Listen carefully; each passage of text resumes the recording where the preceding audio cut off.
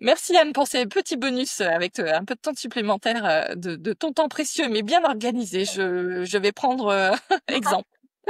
C'est un plaisir. Alors, des petites questions que j'espère un peu rigolotes, un peu décalées.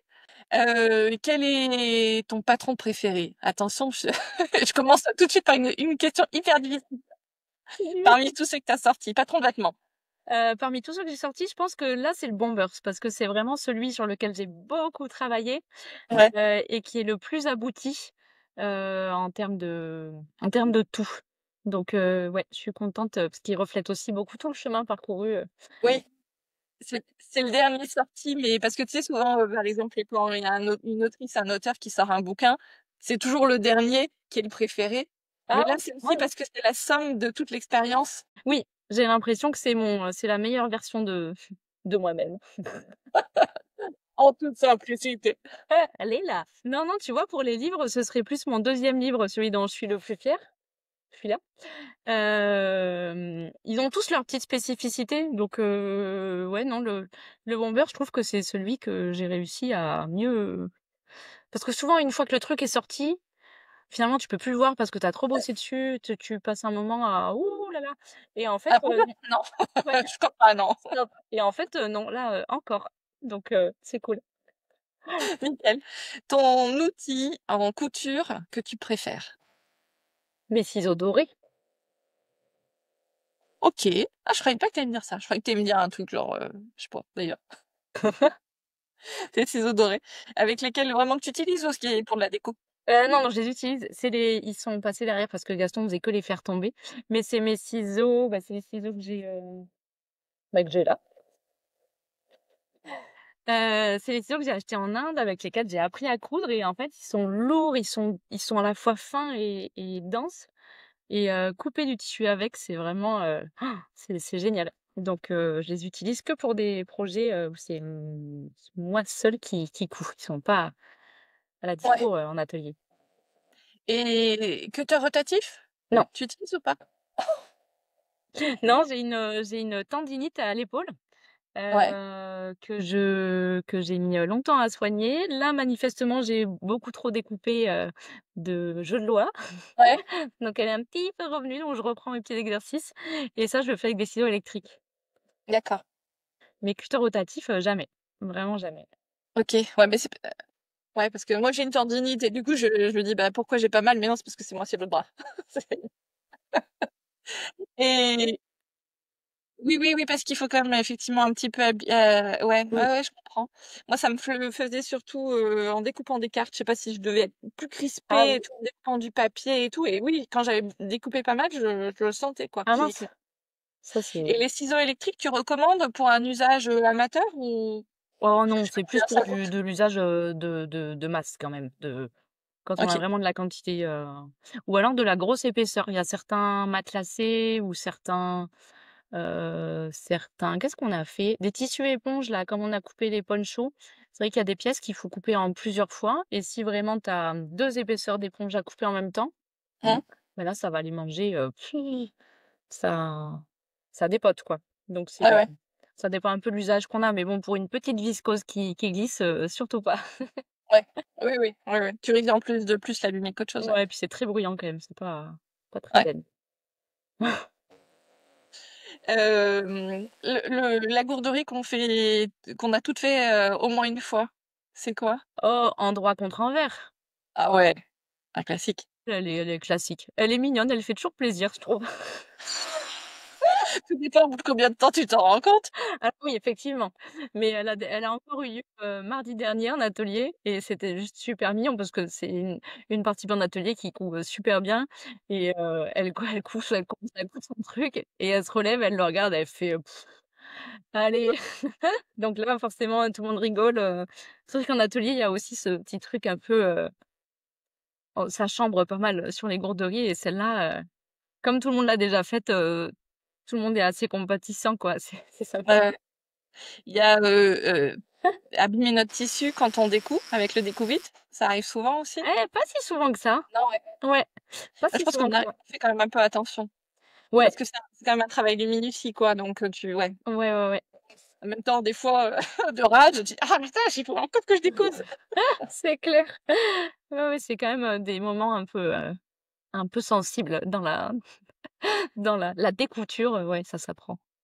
Ouais, ouais, c'est relou et les autres trucs, mince, bah si, quand tu justement quand tu retournes ou que tu fais une couture anglaise ou justement que tu retournes quelque chose et puis en fait, c'est là où tu vois tous les problèmes, c'est la surprise dans le mauvais sens, quoi. La surprise dans le mauvais sens, ouais, c'est clair. Ça, c'est quand même cruel. Après, en atelier, quand même, on s'en rend compte un petit peu à l'avance. Un truc qui peut arriver assez souvent, finalement, c'est de pas avoir assez de tissu et ça, c'est vrai que sur un atelier, c'est quand même très pénible parce que pour peu que tu te sois loupé, sur la commande Ouais. ou que tu aies changé d'idée ou que, tu as ce coupon-là depuis longtemps, tu te dis: «Ouais, ça passe, ça passe, ça passe» et puis arrivé aux manches, tu te rends compte que tu vas avoir tes manches comme ça, ben, ça, c'est quand même Ah bah, je lance une nouvelle mode, c'est un manteau, c'est ça, ou couper 2 manches, les manches, pas en miroir, tu sais? Clic, clic. ah bah, ça oui, ça je l'ai fait aussi. Ouais, ouais. Coudre sans canette? Oh, coup de sang en Ah canette, si, joli.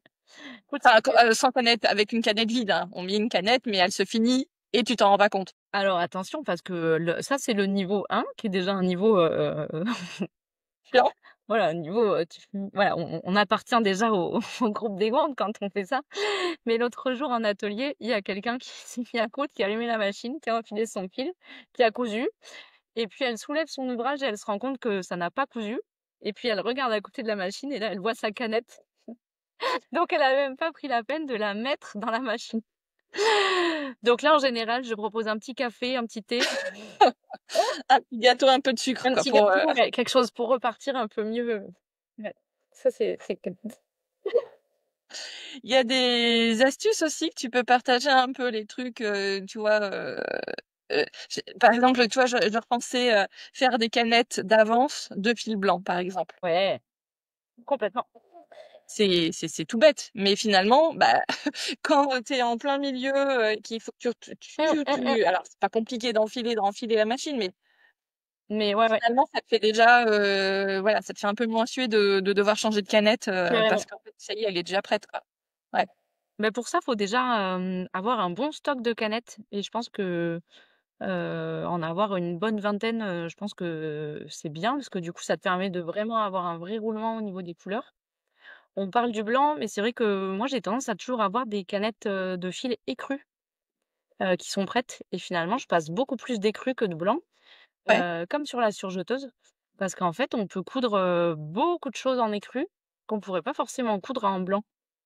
Ouais, c'est vrai. Moi, j'utilise plus du blanc, mais oui, tu as raison, Ouais, tu vois, sur la surjeteuse, elle est montée toujours en écru. J'en ai une montée en noir et ça fait toutes les couleurs sombres et une autre montée en écru et ça fait le blanc et tous les autres. Tu vois, là, par exemple, sur le Bombers qui est plutôt sur un fond, beige quoi, blanc cassé, bah, c'est vrai que, l'écru, ça va nickel alors que le blanc, ça ferait un peu trop, tu le verrais un peu plus. et c'est valable, sur plein de choses finalement. En parlant de surjeteuse, indispensable ou pas? Au bout de combien de temps on se laisse tenter, et on se raisonne, tu vois, en disant: «Ah c'est bon, j'ai le droit maintenant». Je pense que la marche à avoir franchie, c'est de coudre ses vêtements. Si on coupe pas de vêtements, je pense pas que ce soit indispensable parce que ça va servir à, en gros, 3 choses. La première, c'est que ça va permettre de surfiler le bord des tissus, c'est-à-dire que ça va enrouler le bord du tissu avec du fil et ça va recouper les petits fils qui dépassent et ça permettra que le tissu ne s'effiloche pas. Donc ça, c'est un premier truc Donc des belles finitions. pour des belles finitions à l'intérieur, surtout sur des vêtements parce que pour les accessoires, très généralement, ce sera doublé. Donc c'est quand même rare qu'on ait, les coutures, enfin les coutures Oui, visibles, le coutures surjet à part. accrues, visibles, ouais, sur jet apparent. L'autre chose, ça va être qu'on va pouvoir assembler, des tissus extensibles. Donc là, je pense à tout ce qui va être jersey, sweat, toutes ces mailles-là, on va pouvoir les coudre, donc les assembler et les surjeter en même temps. Mmh. Donc là, c'est le l'overlock, on peut le réaliser avec la machine à coudre, mais c'est vrai qu'avec la surjeteuse, on aura un rendu qui sera hyper pro et hyper joli. Et puis plus rapide parce que du coup, tu fais tout en même temps. Ah, ça dépote. Ouais, ouais. Ouais. C'est vraiment très chouette. Bon, tu as des points équivalents sur les machines à coudre, mais en termes de finition, c'est quand même beaucoup plus pertinent, beaucoup Ah ouais. elle veut rien dire cette phrase, beaucoup si. Enfin, si Non, tu mais veux, on a compris. et l'autre chose, ça va être tout ce qui va être rouloté. qui va permettre, un peu comme sur le jeu de doigts, d'avoir une petite, bon là c'est un truc, large, mais qui va permettre d'avoir une finition qui va être, super, propre sur, le bas de vêtements, sur, des foulards, des trucs comme ça. Les mouchoirs. Des On fait pas mouchoirs, assez ses propres des mouchoirs. langes. Mon frangin est venu coudre des langes, pour son bébé, le week-end dernier. Il a dépoté, 16 langes avec en double gaze avec un petit rouloté et en 1 heure c'était plié, Ouais. c'est vrai que c'est chouette. Mais Ouais ouais, le vêtement et et pas forcément, je le dis tout de suite, pas forcément acheter celle de Lidl. ouais, Bah, ouais, parce que, il y a des entrées de gamme dans des marques, établies, de confiance qui seront vachement plus performantes, vachement plus fiables et plus faciles à régler que celles de Lidl. d'accord. Je l'ai dit. Je peux aider les gens à choisir, leur surjeteuse d'ailleurs, s'il y a des soucis, Ouais ils peuvent m'envoyer un petit mail. et justement pour la machine, entre la machine un peu basique, tu vois, que tu as acheté 100-150 € Oui, et la j'allais dire la vraie machine. La machine, tu vois, déjà plutôt là, tu es sur un budget à 500 ou 600. oui, Heu, moi je crois que j'ai acheté quand même 3 fois une machine à 100 ou 150 € et j'ai envie de me mettre une baffe en le disant, mais je sais plus si c'est 2 ou 3 fois. Je dirais 2 quand même, parce que 3 je vais quand même pas oser. Mais non, oui, je pense que non, j'ai acheté une première, une Janome, et puis après une Brother, tu sais, celle, FS40 là, celle qu'on a vue. Donc non, c'est ça, j'en ai acheté que 2 quand même et puis maintenant j'ai une Pfaff, Passport 2, oui. donc là, qui est plutôt donc sur un budget à 600 ou voilà. Je me dis qu'en fait, j'aurais dû acheter celle-ci, tout de suite après ma première. Tu vois? Une fois que la première a rendu l'âme, t'achètes celle-ci en fait, Oui, ouais, toi exactement. aussi tu Je pense que avoir en première machine, une machine à 150 €, c'est très bien parce que ça va nous ouais, permettre de voir si ça nous plaît, ouais, sans y mettre des cents et des mille parce qu'on va aussi acheter le tissu, on va aussi, s'acheter, des patrons, des bouquins, des trucs donc pour débuter, c'est largement suffisant. Mon conseil, ce serait quand même d'acheter une électronique dès le mmh, début. Donc la FS40, elle est chouette parce que, elle va avoir déjà, certains avantages de l'électronique avec le boîtier de canette, horizontal, où tu vois quand ta canette est finie ou pas, avec le variateur de vitesse, tous les points qui sont pré-réglés et tout, c'est quand même super chouette. Et puis après effectivement, une bonne deuxième machine, ça va plutôt être une machine, oui à 500-600 ou la machine d'une vie, 900-1000 quoi. Mais ouais, il y a une vraie différence. Les gens se rendent pas compte tant qu'ils ont pas utilisé une machine, qui est sur un budget supérieur, ouais et la machine à 1000, elle fait quoi, par rapport à la machine à 600? le café. Ah bah, j'en vois pas, c'est bon. Elle fait quoi? Alors elle va c'est difficile de généraliser sur toutes les Oui, marques, oui. mais il y aura Ouais, des options qui vont être en plus. Déjà le nombre de points qui sera supérieur. Après ça, c'est pas forcément quelque chose de très ouais, significatif parce que ouais, ouais. ma machine, elle a je sais pas combien de points et j'en ai jamais utilisé que 20 donc c'est Ouais, pas ouais. significatif. À part quand les enfants s'en servent et qui pour se faire plaisir à tester plein de points. On est d'accord, ils font donc tous pareil. Il va y avoir tout ce qui va être, puissance du moteur, l'entraînement, de la machine, Ouais, la vitesse, la qualité de pic et tout, ça va vraiment changer. Le bruit qu'elle fait aussi, et puis, des petites options qui vont être en plus, style, le point d'arrêt automatique, le point de renfort, si elle fait, des alphabets, si elle arrive à avoir des points de reprisage, la genouillère, le coupe-fil automatique. Tous ces petits machins-là, bah, c'est rien d'indispensable, mais c'est confortable, quoi. C'est comme, ouais. Le coupe-fil, alors je sais pas il est automatique parce que tu appuies dessus ou c'est encore autre chose? Parce que moi j'appuie dessus et ça coupe. ouais et alors, tu peux l'avoir, intégré, dans la machine où en fait tu programmes ton point d'arrêt automatique et le coupe-fil auto. C'est-à-dire que tu appuies juste sur, «Pouf, j'ai fini». Là, elle fait le point d'arrêt, 3 en arrière, 3 en avant et elle coupe le fil, toute seule. Donc Ah OK. après, ça veut dire que tu soulèves le pied, Mmh, ton aiguille est déjà en haut. mmh, Ça veut dire qu'elle est prête à préparer le point d'après sans que le fil ne s'échappe du chat. mmh. Relou. Relou. Ouais, Et tu tires ton truc et tes 2 fils sont déjà sur l'envers, mmh, mmh, ce qui fait que ton point d'arrêt sur l'endroit, il est, nickel, mmh. Non, non, j'avoue ça c'est pas mal quand même. Enfin parce que moi je l'ai, mais sans le point d'arrêt avant ouais. Et le coup-fil, C'est non, ouais. quand même chouette. Ouais, ouais. Ouais, ouais, ouais. Oui, Après plutôt que de devoir passer ton fil, sur le côté, le truc ça coupe pas, enfin ouais. ouais, ouais. L'enfile-fil entièrement automatique aussi, c'est la vie. Il y a les semi-automatiques, où on Ouais, passe, et puis on moi j'ai ça, ouais. et ça marche une fois sur 2. Ouais, j'avoue. Il faut être en paix avec soi-même, hein. C'est pas fait pour enfin, ça marche pas à tous les coups, hein, je pense. Alors que c'est vrai que l'enfile-fil entièrement automatique, oh, c'est tant qu'il est pas détraqué, ça marche bien. Bon, et notre machine, on l'a fait réviser tous les combien? Vas-y, fais-nous culpabiliser un coup. Alors, hem, moi je travaille avec, Adi coudray-brodé.com. Couturier-brodé.com. Ouais. Donc là, c'est vraiment, leurs conseils que je vais donner parce que, vraiment, c'est eux qui bichonnent mes machines, toute l'année. Eux, ils disent tous les 2 ans. Cela dit, ils ont la sagesse de d'évaluer un petit peu la façon dont on l'a utilisée avant de dire: «Oui, oui, oui, il faut absolument la réviser», pour pas la réviser pour rien. Donc moi, je les fais réviser tous les 2 ans parce qu'elle tourne, 16 heures par semaine, quasiment, donc vraiment, il y a besoin.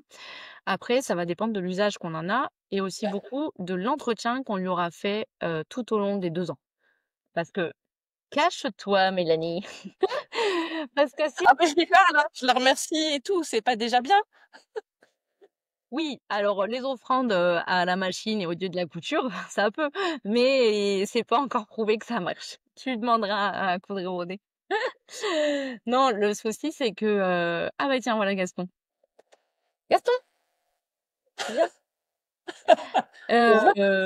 Le souci, c'est que, ouais, plus tu couds un tissu qui va s'effilocher, plus il va mettre de bourre, dans ta machine et du coup, voici mon collaborateur favori et du coup dis coucou, coucou et non et du coup, plus ça va ouh là, plus, il va y avoir de cochonneries dans la machine. Ah voilà, donc ça, c'est ma vie, voilà. On n'est jamais déçu avec Gaston, c'est bien. Plus ça va encrasser, en fait, tout le mécanisme à l'intérieur Mmh. et mieux elle va bien fonctionner. Donc Ouais. si tu la nettoies hyper régulièrement, que tu l'aspires, que tu la graisses un petit peu et donc que tu les fouettes et ben, dans ce cas-là, ça ira. Mais si vraiment tu l'as jamais fait, bah, c'est à ton tour, tiens, de lever la main droite et de dire: «Je le jure, ce soir, je vais nettoyer ma machine Ah non, la main droite. devant témoin». Je le jure, je le fais bientôt. Non, le nettoyer l'intérieur, je le fais quand même régulièrement. Ouais. Surtout, j'avoue, effectivement, des fois, tu nous fais des petites piqûres de rappel, hein. C'est le moment de le faire, allez-y. Mais le coup de la graisse, non, je le fais pas. Et ouais, le mieux même, c'est de donc tu sors ton boîtier de canettes, tu la petite fenêtre, tu sors le boîtier de canettes et tu dévisses la plaque en métal. Oui, oui. Tu enlèves toute la bourre, qui est entre les griffes là. Tu mets un petit coup d'aspi et après, ouais, tu graisses un petit peu, selon le modèle de machine que tu as, bien sûr. Non, touche pas à ça. Je vais bientôt les faire réviser parce que je l'ai pas fait en 5 ans. OK, donc là, effectivement, oui, oui, Il est temps. là, il est temps. Bon, une révision, parce que généralement, la première nous fait un peu mal parce qu'on sait pas les prix, mais c'est quand même une centaine d'euros. Mmh, ça tourne peut-être un petit peu moins. Je crois que c'est autour de 80 €, mais Ah bah pas, pas mais Grenoble. ça va dépendre aussi, des frais d'expédition de la machine. Parce que ça dépend, moi qui fais, beaucoup avec, Coudray-Brodé. Ah, où es-tu? Je suis là! Voilà, le petit profil de Gaston, merci. Ça va dépendre aussi beaucoup des frais de Ah bah mince, j'ai Gaston! loupé Gaston. Gaston! Viens là! Oui, oh oui. Ça va dépendre aussi beaucoup des frais d'expédition de machine parce que si elle est sous garantie, sérieux, si elle est sous garantie, tu vas avoir des, c'est difficile de m'engager pour coudray-brodé.com, hein. Oui, oui, non, non, mais Tu arrives sur leur effectivement, site. Mais, ouais. oui, on est autour de 80 €. Donc il faut voir que, heu, il faut voir avec, peut-être des revendeurs de machines, enfin il y a certains magasins de tissus qui proposent ce service-là. Faut peut-être faire un devis auprès d'eux aussi. Et voir si on a malheureusement une FS40 qui a coûté, 170 €, bah, faudrait pas la faire réviser 3 fois quoi, parce qu'on a racheté une machine et ça c'est la C'est un peu le bêtise, problème. du système actuel, sur plein de sujets, mais bon. Ouais, ouais, ouais, c'est clairement effectivement, je l'avais déjà fait réviser. C'est pour ça que j'avais peut-être l'impression d'en avoir acheté 3 parce que Et j'avais ouais, dû la faire réviser et que tu as quasiment payé le prix de ta machine, quoi, en révision. ouais. Mais oui, oui. Mais effectivement, ouais, après, soit on peut le faire local, aussi. Nous, à Grenoble, on a la Maison de la Couture qui fait ça, Ah super! localement et donc voilà, qui vraiment le font localement. Alors que Mondial Tissu, effectivement, va l'envoyer, à Lyon, Ah je ouais. crois. Ah en Donc, effet, j'imagine, c'est ouais. effectivement un petit peu plus cher. OK. Et dernière question, quel est l'accessoire qui finalement n'est pas du tout, indispensable? Le truc où tu dis: «Bon ça, j'aurais pu m'en passer». Mmh. Hem, Parce qu'il y a quand même plein de choses qu'on peut acheter autour de la couture. oui, Genre le pied, tu vois, pour faire ton propre biais, des trucs comme ça. Enfin pas le pied, le petit outil là. oui, ça ouais, ouais. C'est vrai qu'il y a beaucoup, beaucoup de choses, Quel est le truc finalement que tu sors jamais, qui est toujours dans un placard, ou les trucs, si tu en as plusieurs? je ne me sers jamais, de mes dés à coudre. Pourtant j'ai la collection des dés à coudre de mes 2 grands-mères, donc c'est pas comme si j'en avais pas. Donc ça, je m'en sers pas, mais je sais que ça va pas faire l'unanimité auprès des auditeurs et des auditrices parce qu'il y en a qui peuvent pas s'en passer. Mais à quel moment elles se servent d'un dé à coudre? Bah, tu sais, quand tu dois finir une ouverture, à la main, quand tu couds à la main, le fait de Oui, quand tu couds à la main, quand mais tu pas couds à la avec la main. machine. Ah ouais, non, pas avec la machine. Un truc qui sert pas avec la machine, je dirais que c'est l'aimant, que tu peux fixer sur la plaque à aiguille là, qui te permet de coudre de respecter la marge de couture. D'accord. Moi, je dirais qu'il vaut mieux bien se focaliser sur le fait qu'il faut suivre le petit repère qu'on a sur le côté, une bonne fois pour toutes. Quitte à se mettre un petit bout de masking tape ou un truc comme Masking ça? tape ou repasser le trait qu'on doit suivre pour être à 1 centimètre avec un feutre indélébile, pour, s'assurer que on est nous à même de pouvoir, diriger le tissu. Parce qu'en fait, c'est un pansement quoi pour les premières coutures, même avec les enfants, je le fais pas. Je leur fais suivre ouais ça c'est ma vie ça. Travailler avec Gaston sur les genoux, comme ça, il met ses 2 petites pattes entre les miennes et puis Et trop mignon. ouais, je pense qu'il vaut mieux véritablement apprendre à suivre une marge de couture, plutôt que de se fier à cet objet qui est en fait un guide, mais qui nous rend pas forcément service sur le long terme, je dirais. Donc j'aurais tendance à faire ça. Nickel. Bon, un petit mot d'encouragement, pour, survivre à nos gourderies et puis je te laisse là. Mais tout le monde en fait! Tout le monde en fait. Donc quand ça arrive, bah, faut pas lâcher, faut continuer et se dire que, c'est Demain est un autre jour. ouais, et puis c'est autant d'étapes de franchies et de choses apprises. En général, quand il y a une gourderie en atelier qui est un peu ralente, je dis: «Bon, ben ça y est, celle-là, tu l'as faite, tu la feras plus, quoi». Donc il faut plus voir ça comme une étape d'apprentissage que comme un échec, je pense. Ouais, Mais quand on est dans le jus, c'est beaucoup plus facile à dire qu'à faire, je pense. ouais, ouais.